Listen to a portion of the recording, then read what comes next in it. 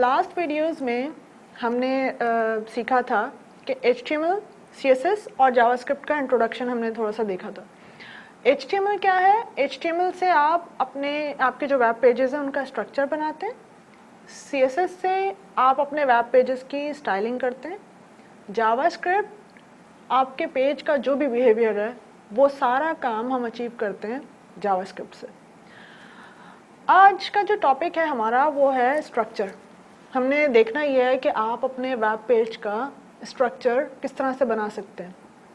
तो हम हर रोज़ काफ़ी सारे डॉक्यूमेंट्स आप नज़रों से आप गुज़रते हैं, जैसे कि न्यूज़पेपर्स हो गए, इंश्योरेंस फॉर्म्स हो गए, शॉप कैटलॉग्स हो गए या आपके रजिस्ट्रेशन फॉर्म्स हो गए।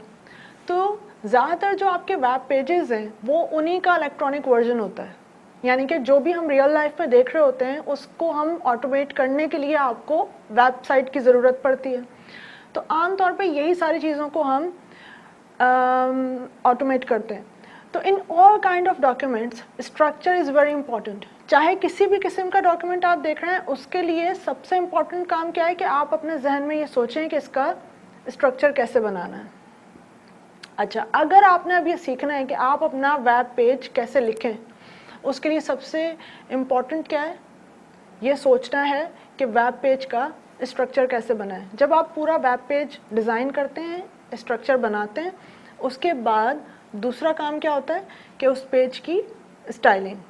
अच्छा, जब आप उसकी स्टाइलिंग, अब ऑब्वियसली उसकी स्टाइलिंग आप CSS से करेंगे, तो जैसे ही हमारी HTML ख़त्म होती है उसके बाद हम स्टाइलिंग पर आएंगे, CSS सीखेंगे और CSS के फ़ौरन बाद हम जावास्क्रिप्ट सीखेंगे। तो हम एग्जाम्पल लेते हैं न्यूज़पेपर की। आप इस तरह से समझें कि न्यूज़पेपर के स्ट्रक्चर से समझते हैं, जो कि एक प्रिंट डॉक्यूमेंट आप देखते हैं सामने अपने।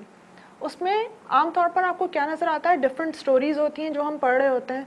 हर स्टोरी के लिए आपको एक हेडलाइन नज़र आती है, कुछ टेक्स्ट होता है, कुछ इमेजेस होते हैं, कुछ सब हेडिंग्स होती हैं। यही स्ट्रक्चर सिमिलर आपको बिल्कुल नज़र आएगा जब आप न्यूज़पेपर ऑनलाइन पढ़ रहे होंगे। सेकंड एग्जांपल हम लेते हैं आपके एडमिशन फॉर्म की। एडमिशन फॉर्म आप क्यों फिल करते हैं? अपनी पर्सनल इंफॉर्मेशन देने के लिए।